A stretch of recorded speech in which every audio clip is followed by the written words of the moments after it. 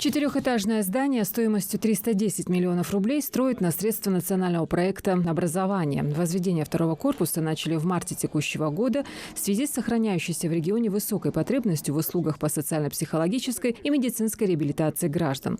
Гендиректор компании-подрядчика «Стройпрогресс» Ибрагим Угурчиев сообщил, что строители укладываются в сроки. Готовность составляет почти 50%, и планируется, что объект будет сдан уже к концу текущего года. Во время визита глава региона поручил региональному Минстрою изучить вопрос возможного сноса или капитального ремонта старого здания.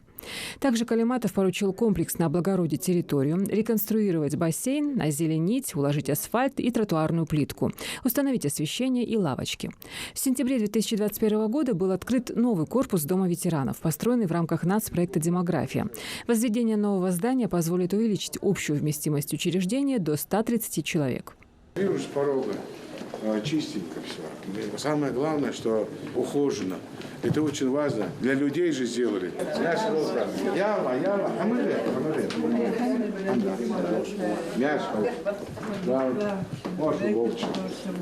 Внимание, чёрные, хочу отдыхать,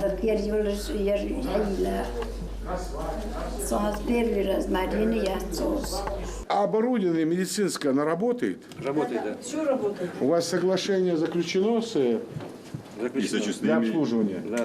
И медицинское оборудование, и лифты, со всеми договорами. Со всеми? Да. И этот новый корпус за 1,5 месяца мы все документы, все это подготовим, потому что долгая процедура. Уличный бассейн? Наследство нет, он нормально. Функционирует?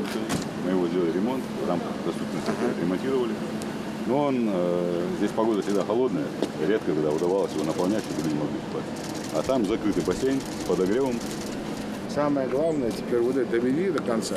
Если можешь пораньше, сделай пораньше, качественно. И надо все это сделать. Но в любом случае одно делаем, другое ломаем, маховик. Возможность есть, сделай. Сейчас, если выберут, отдайте нам, пусть тоже сделает.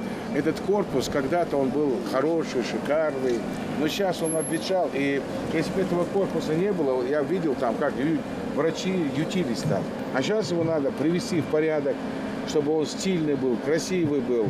Люди очень довольны, вот они сейчас ходят здесь. Знаю. Поэтому, если вот это тоже не было же, выбили же на 50 мест, этот тоже.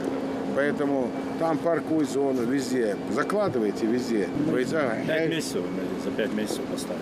Я знаю. Закончим, дали Вот надо просто качество, чтобы не хромало.